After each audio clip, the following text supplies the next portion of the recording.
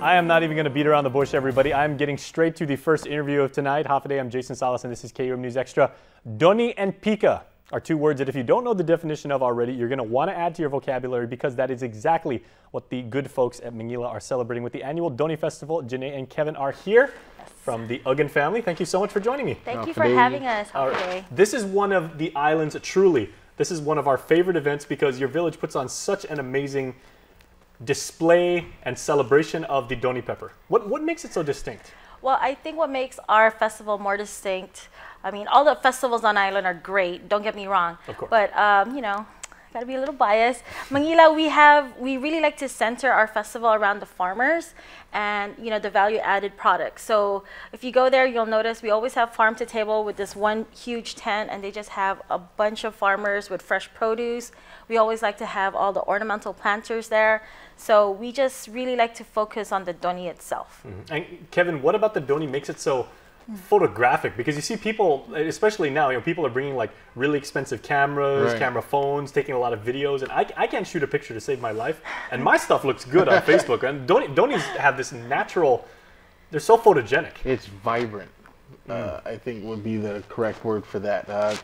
It's one of a kind, you know. It's pika. They have the ones that are not pika but taste like, they use it for vegetables. They have some that are super pika. It's just, there's all levels of it. Put a little bit of your sandwich and you can't taste the sandwich. It depends on what kind of Donne you use.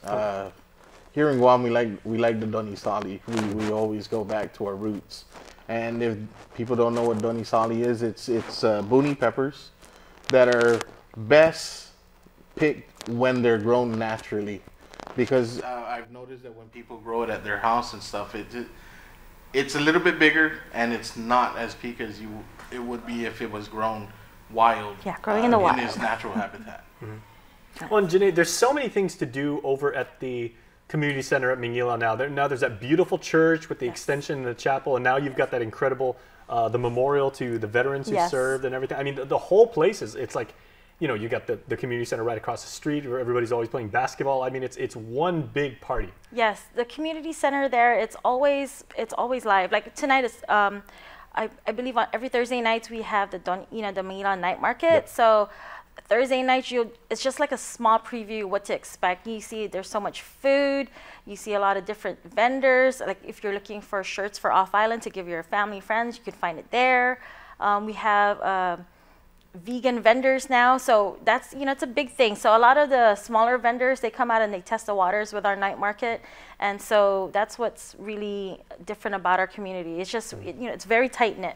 Well, each of the villages, you know, like, and I'm glad you mentioned that, Janae, because each of the villages wanted to pick some aspect of Guamanian life, you know, to celebrate as their festival. You know, up in Jigo, we've got the citrus festival, because citrus roots grow really well in our soil up there. There's over in Malesso, they've got the crab festival, because you see so many mangrove crabs down there. Why did Mangilao pick the Donne pepper? Well, the mayor at the time displayed his Donne, and he calls it a chili, and he's got the biggest chili on Guam. chili pepper of Guam. Well, yeah. And what it is just his costume. He puts it on, and it's the biggest Donne you have on island. And it's hilarious. Yeah, he's crazy. Okay, and now I want to do something, because, you know, if you grow up on Guam and, you know, you are Chamorro, and we're very, very proud of the Donne pepper. That's part of our culture. But for maybe our friends who arrived in the military or people that are here right now, you know, there's a lot of international media here covering the North Korea thing. So for our friends at CNN and ABC watching this right now, they may have tried, and they say, oh, I've tried the habanero, that's super hot. I've tried, you know, cayenne pepper. I've tried the ghost pepper from Chile or stuff like that. I've tried hot. Explain to them what is going to happen to your taste buds and what it does to your palate the first time you tried Donne Sali. Oh man. Donne Sali, like I said, it's very distinct. It has an awesome flavor. Yeah. With the ghost pepper and all of that stuff, there is flavor, but it's not an enjoyable flavor. Donne Sali is quite hot. It's not for the faint of heart. But the flavor that it gives your palate behind the hotness is just, I don't even know how It's to like a explain it. buttery, not buttery, but it just melts in your mouth. It's more earthy, like as opposed makes your to, mouth melt. yeah, it makes your mouth, that's so true. Don't swallow the pepper No, whole. oh my gosh, that, no. that may hurt. And if you Yes. if you think it hurts going in, wait till it It's comes out. Oh my goodness, Yeah. yes. Yeah. I guess the more popular peppers like the scorpion or the ghost, if you taste it, it's a little bit more medicinal. It tastes like you're taking an antibiotic. You know that's the aftertaste. But then when you taste the Donne Sali or the Tiao, especially the Donne Sali, it's like an earthy, like it's very earthy. I don't know how else to describe it, but you could tell it's like fresh. And then it's just really It hot. doesn't taste synthetic. Yeah, it doesn't taste Exactly. fake. There you go. That's a perfect description right there. Perfect. Okay. It took a while for that to Yeah. Okay, well, hey, I, as I'm sure everybody watching this now on air and online, are sold. So, what time is the festival, and what's the whole schedule of events? Okay, we don't have a set time frame yet, but we're looking at September 8, 9, and 10, and that's going to be Friday, Saturday, Sunday.